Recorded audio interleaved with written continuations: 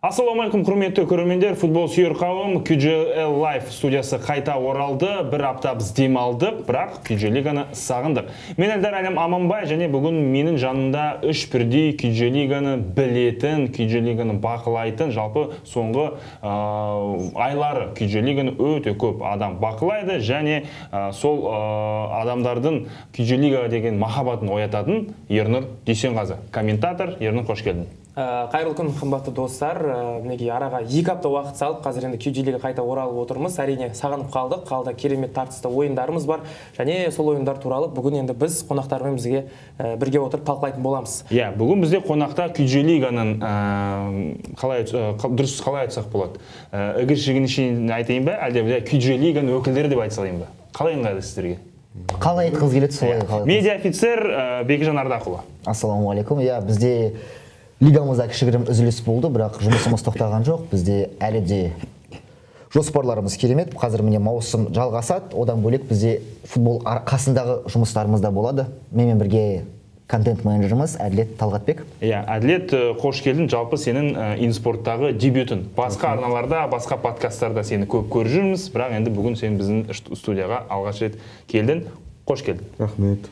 Шақырғаныңызға рахмет. Енді бүгін бізде келесі турның алдындағы талқылау болады.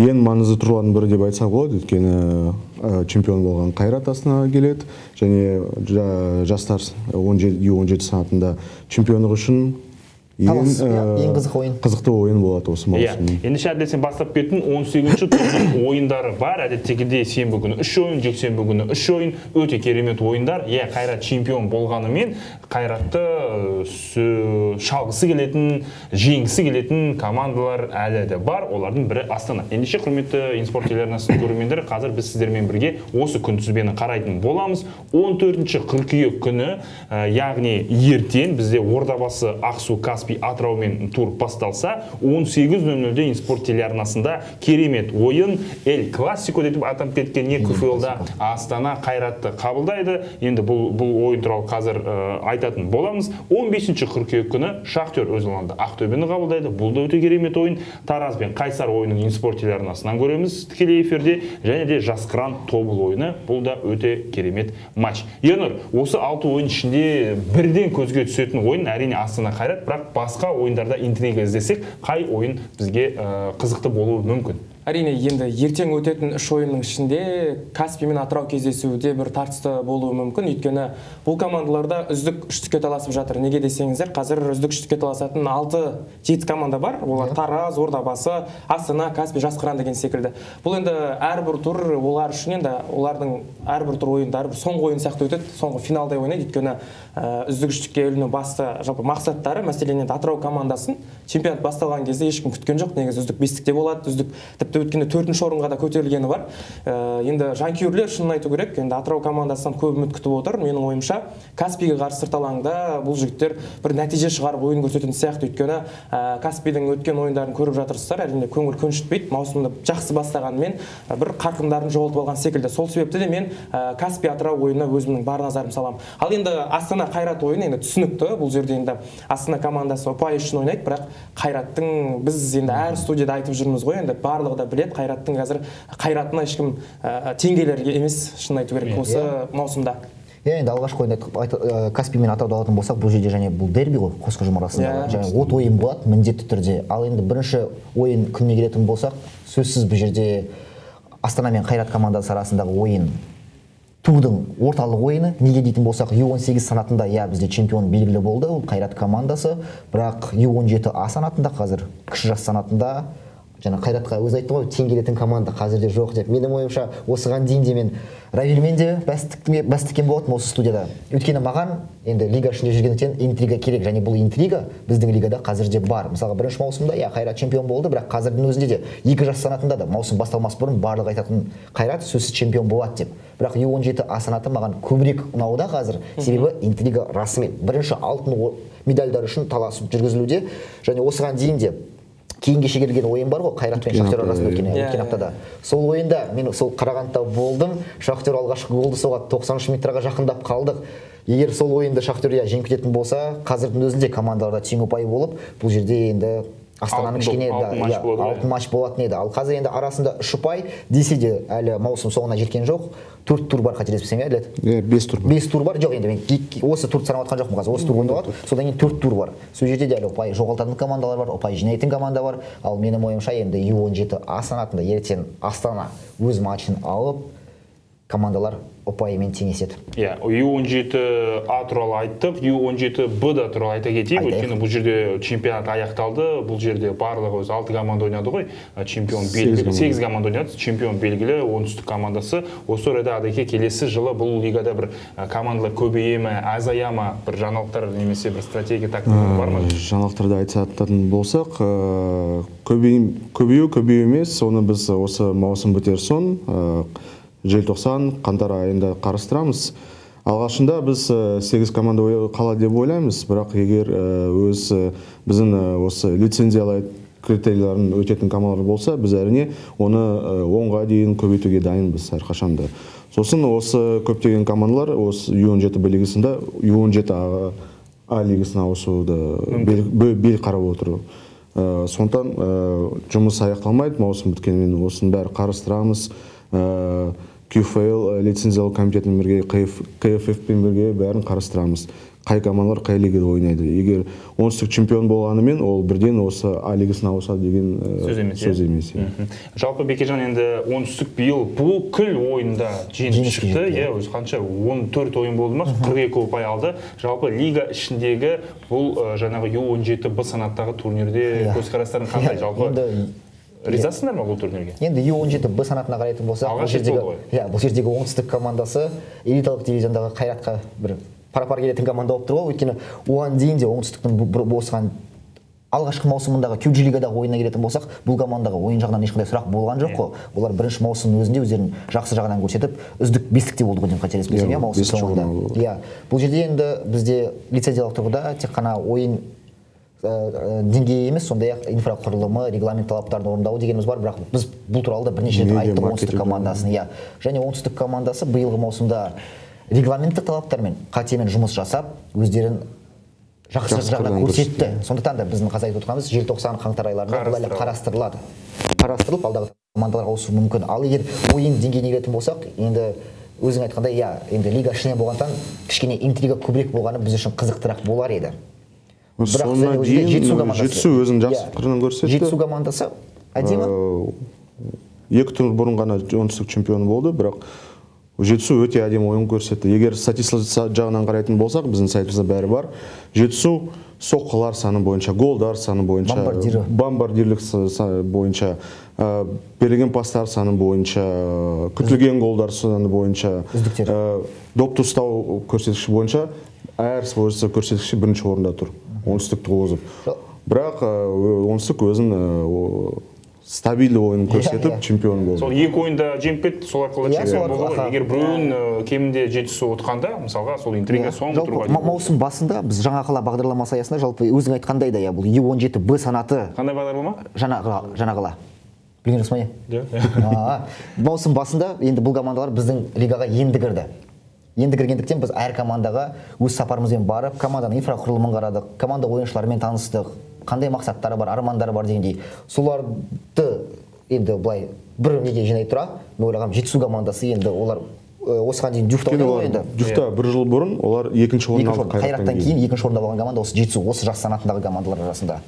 Сондықтан да мен ойлағам негізі оңтүстік пен жетісу бұл жерде талас жүргізіп, чемпиондық ең соңғы турда бірақ анықталады деп. Енді бірақ біздің ойлағанымыз ашайын айтқандай ол біздің ойлағанымыз.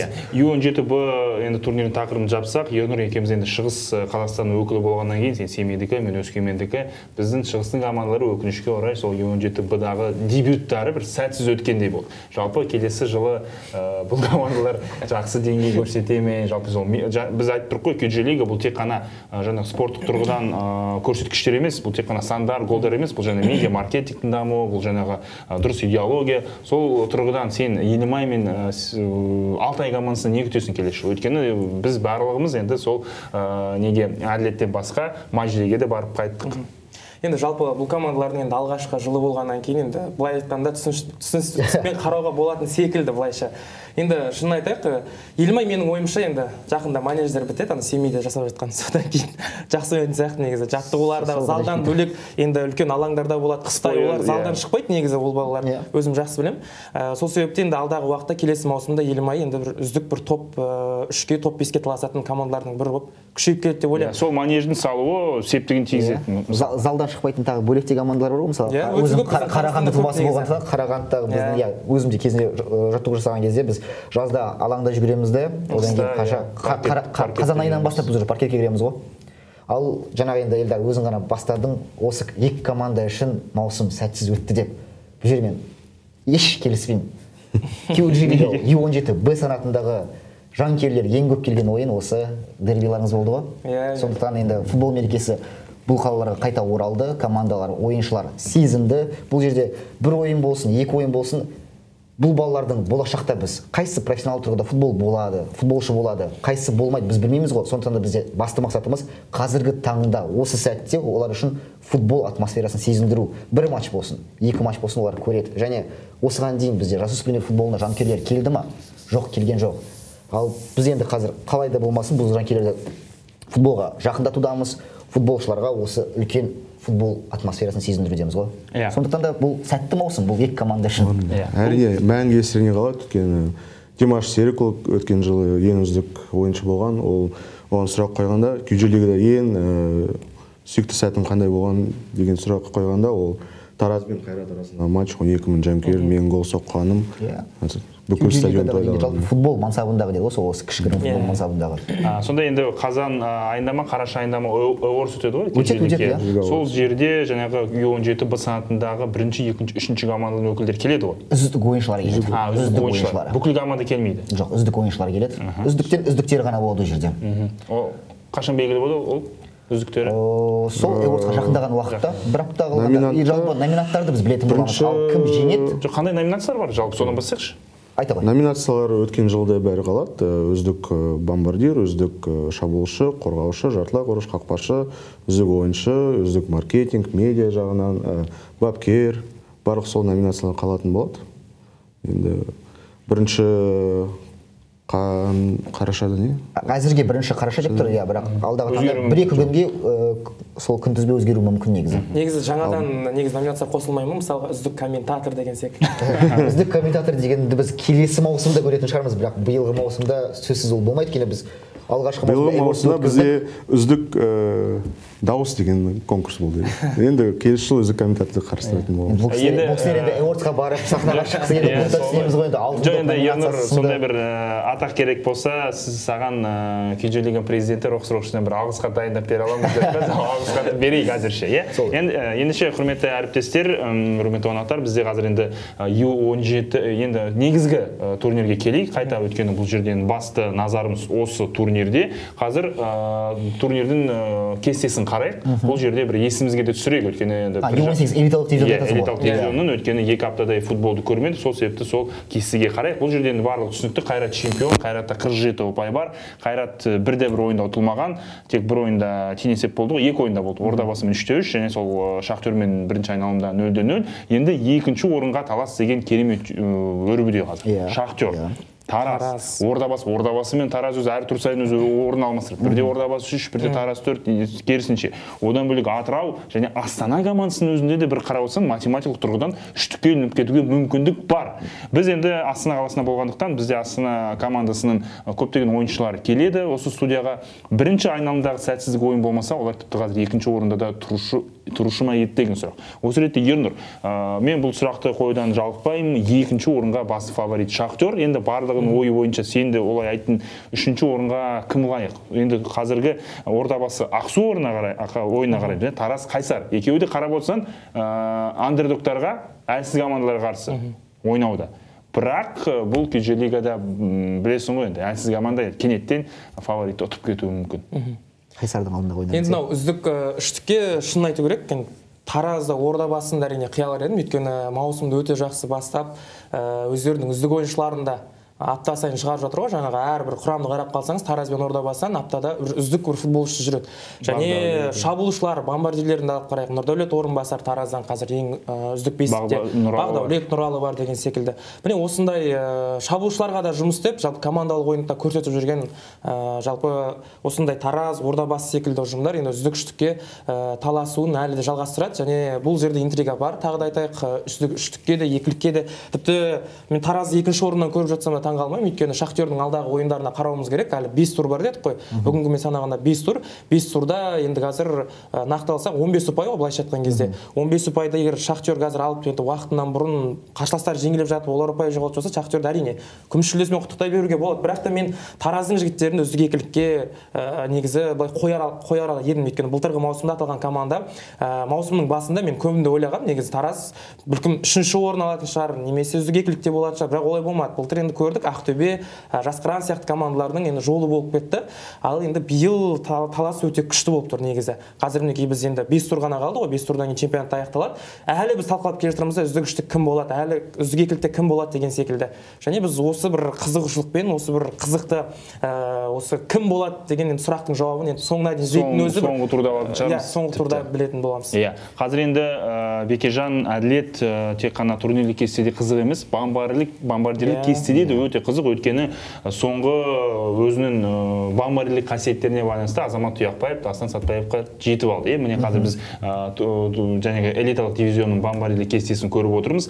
Дастан Сатпаевта 19, Азамат Тұяқбаевта 16, және Бағдәулет Нұралы бар, Ернұр айтып кеткен Нұрдәулет Орынбасар бар. Осы ретте басты сұрақ: Дастан Сатпаев қазір қайда? Неге соңғы турларда ойнамай жүр бұл жігіт? Дастан Сатпаев ол қазір толығымен Қайра жастар командасымен дайындалып жүр. Ендеше биыл ойнамай ма еді лигада?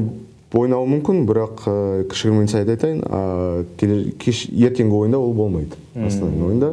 Бірақ ол алда ойнауы мүмкін, өйткені Алматыдағы ойындарда, үйдегі ойындарда. Бірақ әзірге ол Қайра жастар командасына толығымен ауысты. Сондықтан QG лига аясында фэнтези лига ойнайтын адамдар болса, ертеңгі құрамдарыңыздан Сатпаевты алып тастаңыздар, ондай Әділетін тыңдап. Ал жаңағы егер үздік барбан сүрмегені туралы айттық, кешірім сұраймын, турнир кестесіне қайта оралатын болсақ, бұл жерде үздік үштік деп жатырмыз ғой. Осы үздік үштікте негізі мен Ордабасы командасын бір бөлек айтар едім. Себебі Ордабасы командасы U18 элиталық дивизионда және U17 А санатында бірдей келе жатыр ғой, сол 3-ші, 2-ші, 4-ші орындарда. Бұл дегеніміз осыған дейін қалай айттыңыз? Стабильность дедіңіз ба? Айтайын, осы менің ойымша Бағдәулет Нұралы осы Дастан Сатпаевтан кейінгі біздің лигамызда ең мықты ойыншы деп ойлаймын.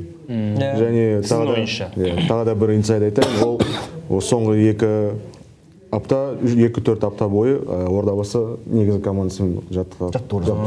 Тіпті одан бөлек сол біздің жігіт жалпы QG лигада екінші айналымдағы ең көп, ең үздік жалпы ойыншы атанған. MVP, иә. Соны да ұмытпайық. Бұл негізі керемет, өйткені Бағдәулет Нұралы жаңағы оң аяғы бар, сол аяғы бар, пенальти, айып тобы, ойыннан кез келген жерден соға береді, өз голды қарап отырсаң Ордабасы ойынын.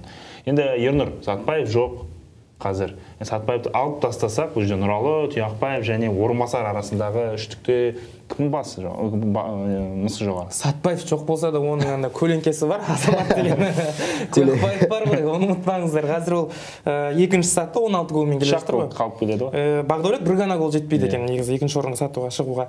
Енді Азамат менің ойымша Астанаға қарсы ойында негізі құрамда шығады. Енді жаңа ғана Әділет ағамыз айтты, Дастан келмейді деп жатыр. Егерде енді Дастан жоқ болса, оның орнына міндетті түрде Азамат шығады. Азамат өткен турда өзі хейт-трик жасады, оның алдында покер жасамай, білген істеп жатыр. Енді соңғы турларда шынын айту керек. Енді осы турда Астанаға қарсы бір тағы олар шабыттанып ойнайды. Өйткені Астана білеміз ғой, алғашқы турда қалай ұтылғанын оларға сырт алаңда. Енді мінекей Астана өз алаңында ойнағысы келеді, бірақ Астана командасының енді ертеңгі дайындығы бір үлкен болатын шығар. Өйткені мен енді Астана жігіттерінің ойындарын өзім сол аренадан жаңағы футбол үйінен енді өз көзіммен жандарына тұрып көргеннен кейін әрине олар өз алаңдарында бір жақсы ойнап қалғысы келеді. Өз алаңда Таразды ұтты, Каспийді ұтты мысалға айтатын болсақ. Енді Қайратқа да менің ойымша бір тіс батырып ойнайтын секілді. Енді мен сразу бірден айтпаймын, Қайрат бірден осылай 10-0-мен жеңеді деген сияқты. Бірақ бір тартысқа, бір қызыққа толы бір ойын болатын секілді. Енді бомбардир тізімін айтып отырмыз ғой, Азамат Тұяқбаев енді шынын айту керек, ертең Астанаға қарсы ойында ол тағы да осы әдетке айналдырды ғой, енді дубль, хет-трик деген ол үшін бір мәселе емес секілді. Тағы да сондай голдарын соғып жатса, менің ойымша Дастан келесі турларда қатыспаса, Азамат үздік бомбардир болатын сияқты. Үздік ассистенттерде Дастан Сатпаев бірінші орында тұрды ғой. Алайда Азамат та, Атлан да, жаңағы Қайраттың жігіттері Сатпаевты қуып жетті. Осы үш жігітті 7 ассистент. Білмеймін, Сатпаев үшін қаншалықты бұл маңызды, бірақ енді мүмкін соңғы турларда бір ойынға, сол Алматыдағы бір өтетін ойындарға шығып, қайтан хет-трик жасап, мүмкін үздік сол сұрмергенді алып кетер. Бәрі болуы мүмкін.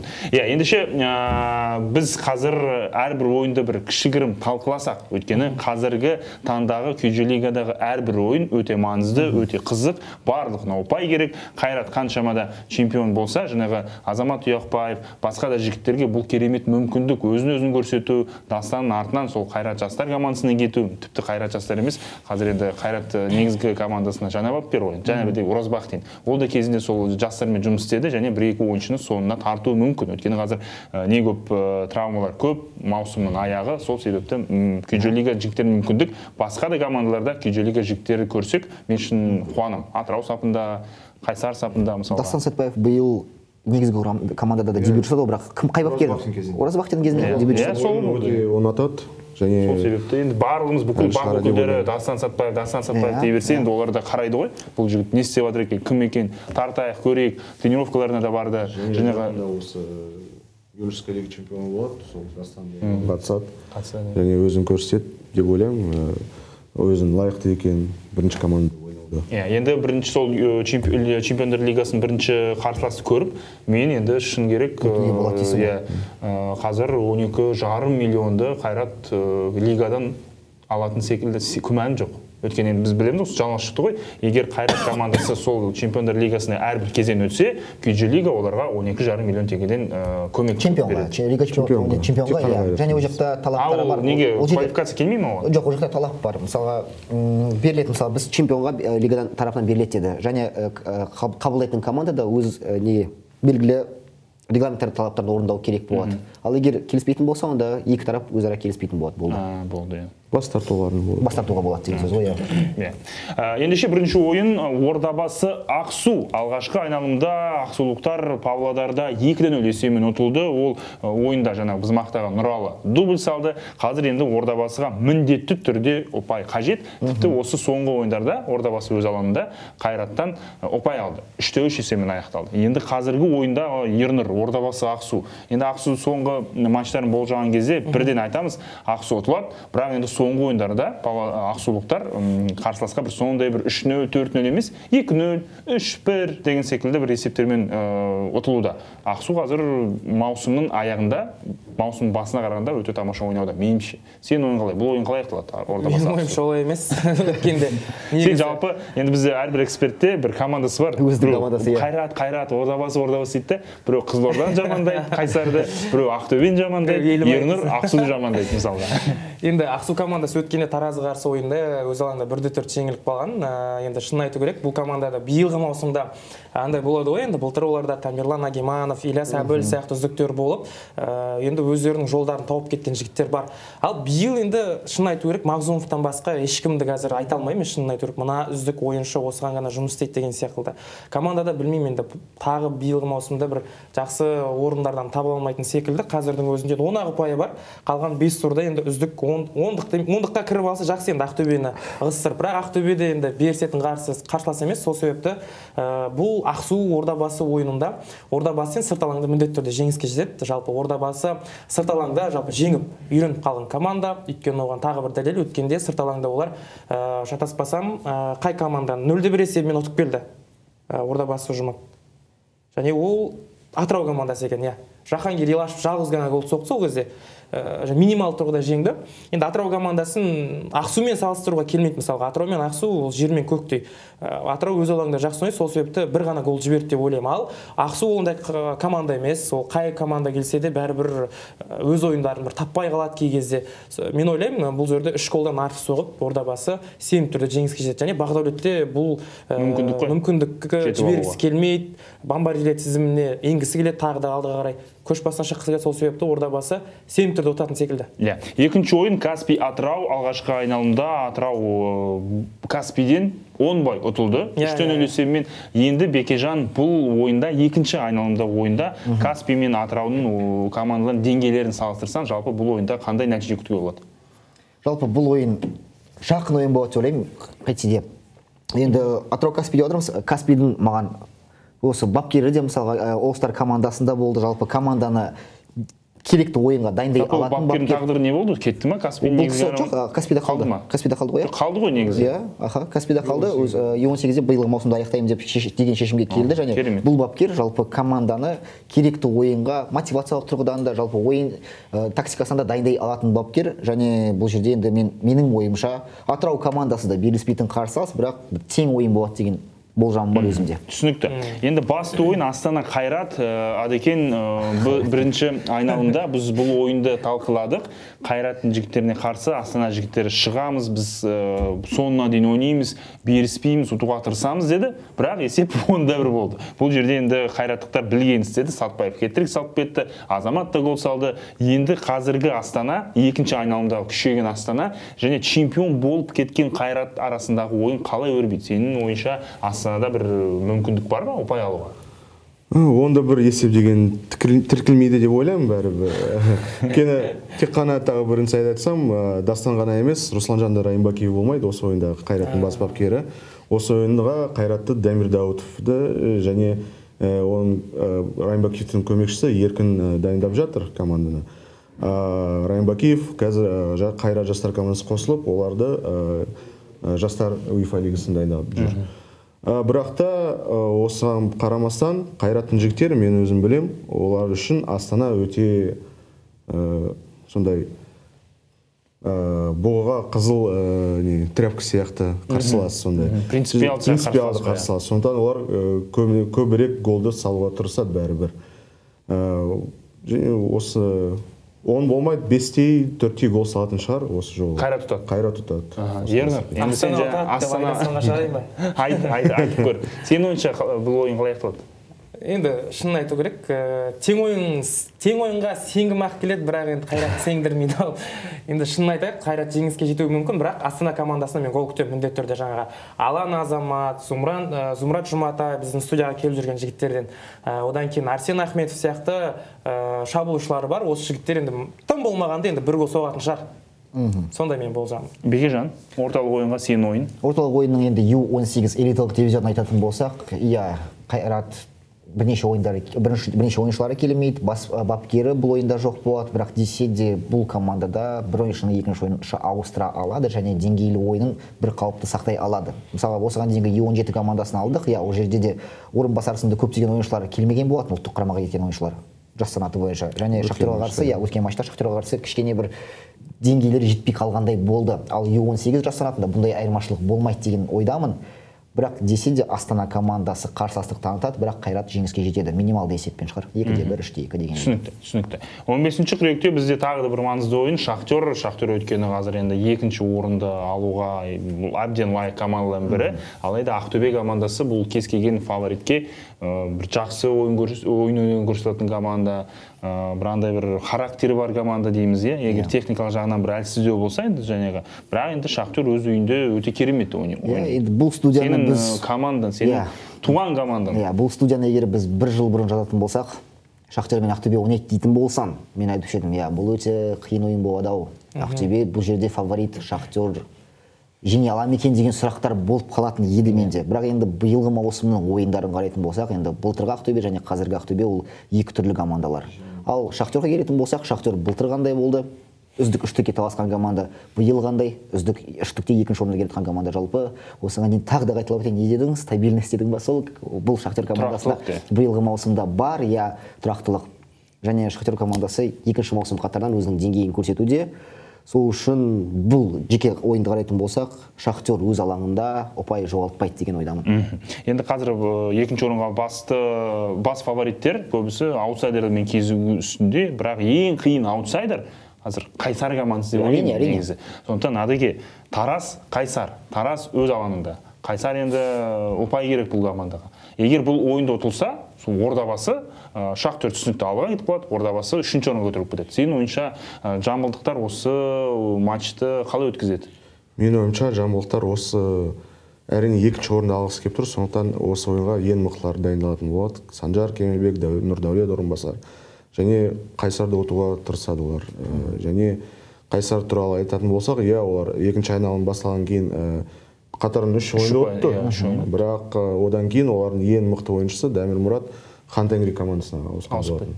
Сондықтан қазір ол жоқ, және сырт алаңда Таразға қарсы Қайсар өзін әлеуетін көрсете алмайды. Данияр Шарабадин бар, бірақ алаңда бір ойыншы командаға қарсы тұра алмайды. Дамир Мұрат айтты ғой, Дамир Мұрат Қайсардың үздік ойыншысы дегенде, Дамир Мұрат Қайсарға биыл ғана келген ойыншы. Осыған дейін ол Қайрат академиясында болды ғой, былтырғы маусымда.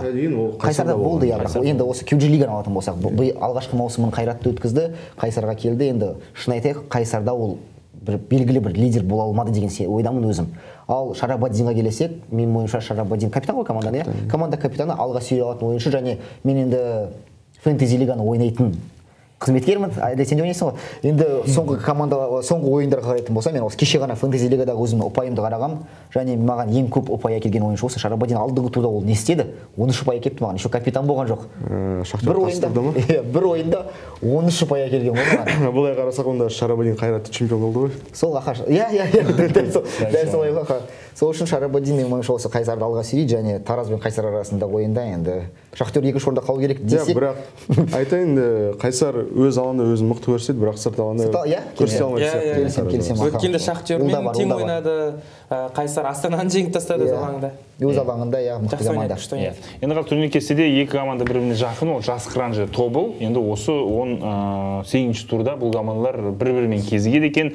Ернұр алғашқы айналымда ойын тең есеппен аяқталды. Қостанайда қазір де осы ойында да тең есеп тіркелуі мүмкін деп ойламайсың ба? Менің ойымша Жасқыран командасы жеңетін сияқты өз алаңында, бәрібір де бірінші айналымда түсінікті. Тобыл командасы енді әлі де бұл форматқа, бұл чемпионатқа үйренісе алмай жатты ғой. Сол себепті қазір енді екінші айналымда толыққанды сезінді, күйжелеген атмосферасын білді, көрді. Жігіттер енді қазір баптарында деп айтсақ болатын шығар. Енді бұл кездесу, білмейміз, енді Жасқыран командасының жеңісі деп айтайын десең, Тобыл өткен турларда жақсы ойнап жүр, өз алаңдарында шебер ойнайды. Енді сырт алаңда қазір көрсеткіштерін нақты біле бермеймін, бірақ бұл кездесуде жаңа өзің айтқандай тең ойын болуы да мүмкін негізінде. Жасқыран енді биылғы маусымда мен көп үміт күткем негізі Жасқыраннан. Былтыр көрдік қой, былтыр енді күміс жүлдегерлер, биыл тағы да күміс жүлдегер атана ма деп ойлаған, енді тіпті қола жүлде болса да, бірақ маусымның шын айту керек, алдағы 10 ойынында, алғашқы 10 ойында бұл Жасқыран әлі өз ойын таппай жатты. Болмайтын командалар жаңағы жеңіліп қалады, ұпайын бере салады деген сияқты ұпайлардың бәрін жоғалтып алғаннан кейін маусымның ортасында бір ойына бастағандай көрінді. Енді бұл команда менің ойымша Тобылды ұтатын секілді бәрібір де. Тобылды ұтады, немесе тең ойын болады. Ернұр үшін болмайтын командалар кім екенін білгім келеді. Адеке, сен бағанан бері инсайт айтып отырсың ғой, Дастан Сатпаев туралы айттың. Жасқыранның осы мықты ойыншылары қайда кетіп қалды? Маусым басында болды да, бірден жоқ болып қалды. Хантенгри командасы, немесе Жасқыран екінші лигада ойнайтын негізі командасына ауысты бәрі. Виктор Лакеев сияқты. Сондықтан Жасқыран Тобыл осы ойында, менің ойымша, егер Алан Адақаевтың ойыны жүрсе, Жасқыран өзі ұта алатын шығар. Бірақ соңғы ойындарды қарасақ, Тобыл маусымды нашар бастады, бірақ өзін ойын таба бастады деп ойлаймын.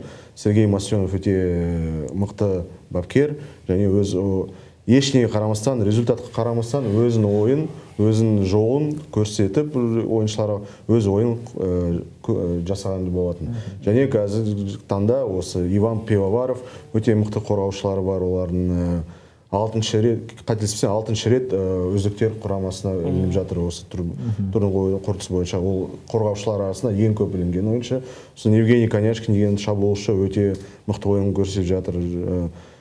Сондықтан Тобыл әрине Жасқыранға тойтарыс бере алады, және мен ойымша осында тең есеп немесе Тобылдың жеңіспен аяқталады. Түсінікті. Енді бізде бір интрига бар, ол біз эфирдің басында айттық, U17A санатындағы бір керемет ойын. Бұл жерде Астана Қайрат командасын қабылдайды, және бұл ойын таңертең сағат, таңертең емес, түсте сағат 13:00-де болады. Оған дейін қазір сол U17A турнирінің кестесін қарап алайық. Бұл жерде қандай интрига, бұл неге матч маңызды деп сұрақ қою мүмкін біздің көрермендер. Сол себептен қазір міне турнирлік кесте алдарыңызда. ордабасы бұл жақта 3-ші орында, ал Астана командасы Қайрат командасының небәрі 3 ұпай қалып келуде. Енді бұл жерде менде сұрақ Бекежан саған, немесе Бекежан білмесе, Әдеке, сіз жауап берсеңіз, алғашқы матч 3-0 есебімен аяқталды. Қазір ерте мысалға Астана Джинси. Бұл жерде турнирлік кестеде бірінші орында Қайрат қала ма, әлде Астана шығып кете ме? Әлде Қайратқа, Астанаға Қайратта 4-0 есебімен ұту керек пе? Бірінші ретте өзара ойындар есептелетін болады. 4-0 есебімен ұту керек. Немесе 3-0, одан кейін арғы матчтарда бір өзінің сәтсіздігін күту керек, е? 3-0 болса сәтсіздік, егер сәтсіздік болмаса, онда доптар айырмасы. Онда Астанаға тіпті қиын екен ғой. Астанаға өз ойынын жеңу керек, қалған ойында да жеңіске жету керек. Бұл жерде осыған дейін айтып өттім, Астанаға қазіргі таңда біз қандай есеппен жеңеміз деген сұрақ тұрмау керек. Біз қайтсек те жеңу керекпіз. 1-0 болсын, 2-0 болсын, ең бастысы ұпаймен теңеседі. Бұл жерде ұпаймен теңескен өзінде өзара ойыны бойынша Қайрат алда болады. Бірақ десе де мен жаңа осыған дейін айтып өткендей, алда әлі 4 тур бар.